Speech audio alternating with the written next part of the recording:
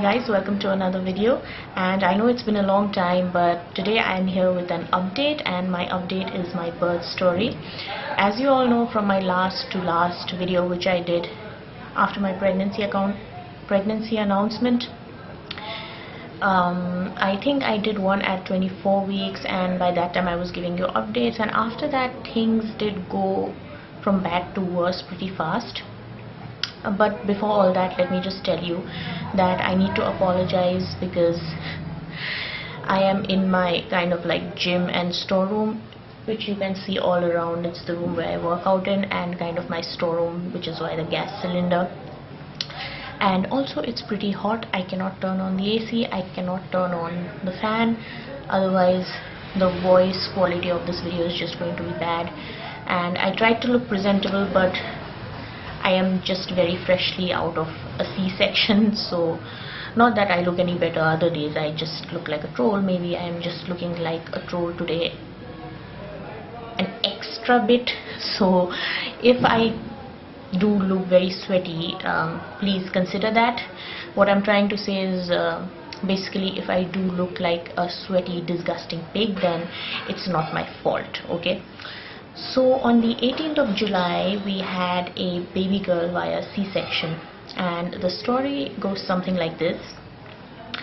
After my 24-week update video, pregnancy video, I had another ultrasound, and during that ultrasound we found out that I had low amniotic fluid.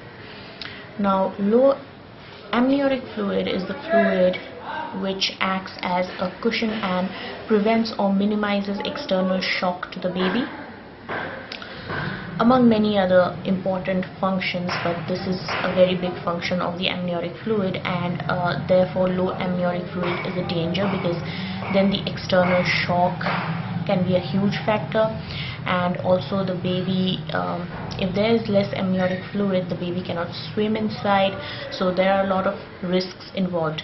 My measurements were 8 centimeters, and typically the doctor told me that what they like to see is like 12 to 15 around that week, and which is at, I think it was my 28 week scan. And as you progress through the pregnancy, your amniotic fluid changes. Okay, so at that point he told me that he would have liked to see a 13, maybe 14 to 16, and I was an 8. So what they did was they admitted me and they administered fluids IV, through the IV, and I was given electrolytes. I was also given a glucose. I was given all these kinds of medications, which I don't know what they are because I haven't read my reports yet. And basically they told me that it can happen because of maternal age, among many other factors. Also there could be a leak, which is why the amniotic fluid is low and I might be leaking, but I know that I wasn't leaking anything. But again, that is just a preliminary guess. Sometimes you leak and you don't realize that it is amniotic fluid. So they went around and scanned and looked around for a leak and confirmed that I wasn't leaking. Apparently I wasn't leaking. So after administering all the fluids and all the medication, I was sent home on bed rest. Now remember that I was on complete bed rest from pretty early on in my pregnancy, given my PCOS and some other health issues. So I was pretty much bedridden early, and with that time went on, and then finally I went in for my next appointment or next ultrasound, which was at my 32nd week. And we also had some blood work and all the other things done, and that week things again went from worse to much worse, because we found out that I had developed gestational diabetes. The baby was not measuring up to her gestational age. I still had low amniotic fluid, although this time it was a 10 instead of an 8, so that's an improvement, I guess. And the baby had what is called a nuchal cord. Now a nuchal cord is the umbilical cord which is wrapped around her neck once. And finally the doctor diagnosed our baby with IUGR, which is intrauterine growth restriction. What that basically means is that the baby is not getting sufficient nutrients for her to grow and measure up to her gestational age, and the doctor and my team guessed that it might have been due to a placental issue. Now the placenta is the organ that is responsible for sustaining life for the baby inside the womb. So whatever the mom eats, it is going to go through the placenta to the baby, all the nutrition, and also oxygen gets delivered to the baby through the placenta. So if you have a placental issue, you can see how many things could go wrong, which is why my baby was measuring low for her age. So they admitted me again for a second time. They gave me insulin shots to control my diabetes, gestational diabetes. Now gestational diabetes is also different from conventional type 1 or type 2 diabetes. Gestational diabetes only happens during pregnancy, and as the pregnancy is over, most of the times it just your blood sugar levels just come to normal on their own. So they gave me insulin shots. Again they administered IV fluids, and this time I was also given steroids. Well, technically the baby was given steroids through me, because at this point we were expecting her to make an early arrival, and if she is premature, her lungs needed to be developed enough to sustain life outside the womb. And what steroids do is that they catalyze or speed up the process of lung development inside the womb, so that the baby can have better chances of survival even if they are premature.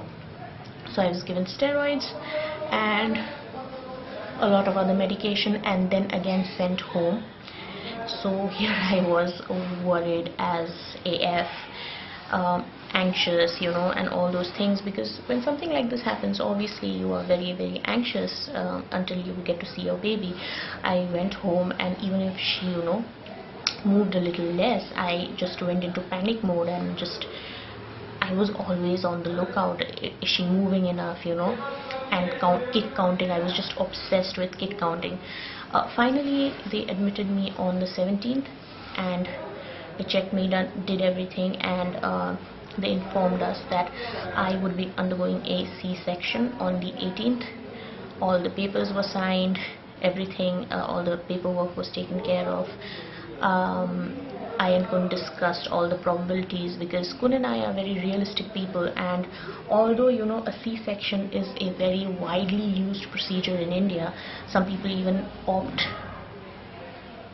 in for a C-section instead of a normal delivery, and it's very, very common out here.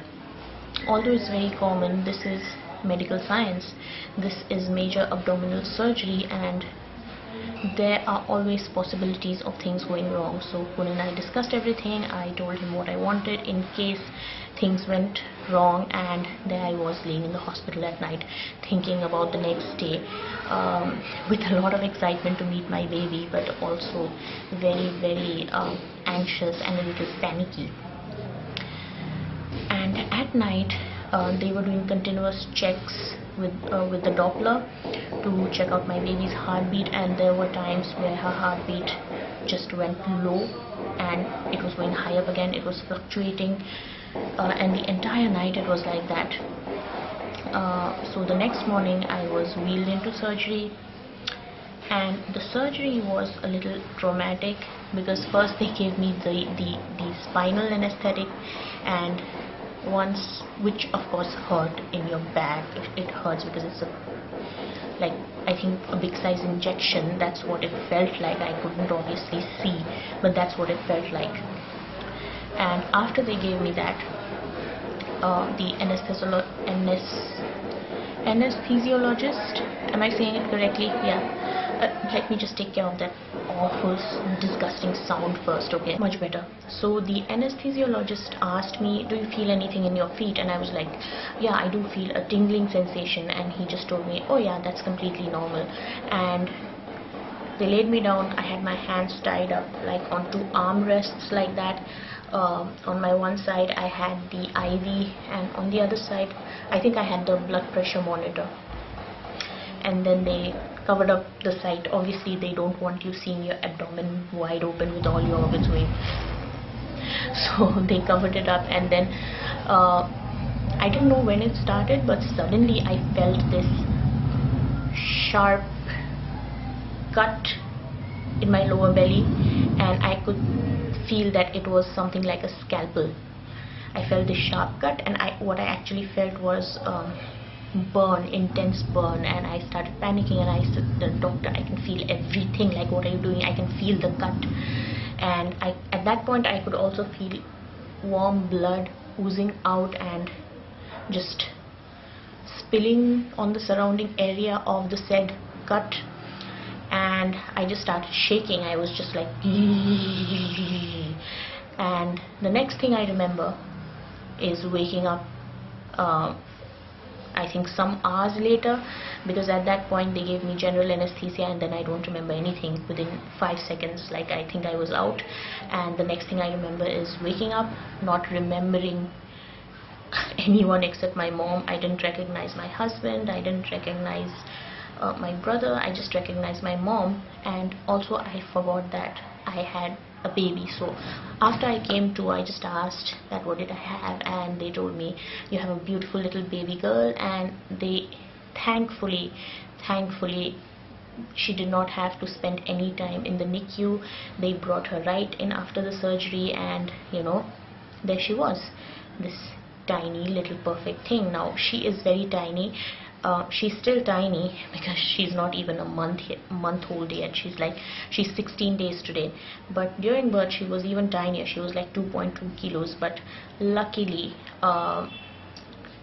she was fine, and she is this tiny little bundle of joy. She was like the most perfect thing I have ever seen. I think that's what parenthood is, right? You just see this little baby that's a part of you, and it was, I cannot explain it, but I think it was like the most, I just felt this explosion of love in my heart when I saw her.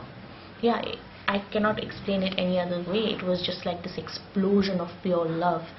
My heart exploded with love, and I had this beautiful baby in my arms. I couldn't even believe she was mine because she was so perfect.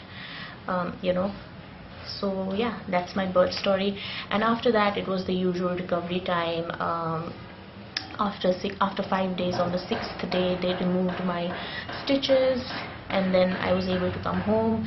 I'm still recovering, but I can walk, and I can do around 70% of the stuff I used to do before. Physically, I mean, I can go to the bathroom by myself, I can cook a little, but I'm spending all the time I can get with my baby. Not that you can get to do anything else when you have a new baby. You have to adjust everything. So the baby and the mom both are doing fine as of now, and thank you for sticking around for so long. If you do follow me on Instagram, I do update there regularly. But for YouTube, you need to have a lot of like setup. You have to look a little presentable, although I know, but I still try to. Just imagine, if this is how I look, how do I look when I wake up in the morning? I'm just like a troll. So yeah, that is the video today. I hope you liked this video. If you have any questions, then please leave it in the comment section below, and I will update you guys. I'll see you guys in my next vlog or next video. Okay, so as of now, bye, take care, and stay healthy. Bye bye.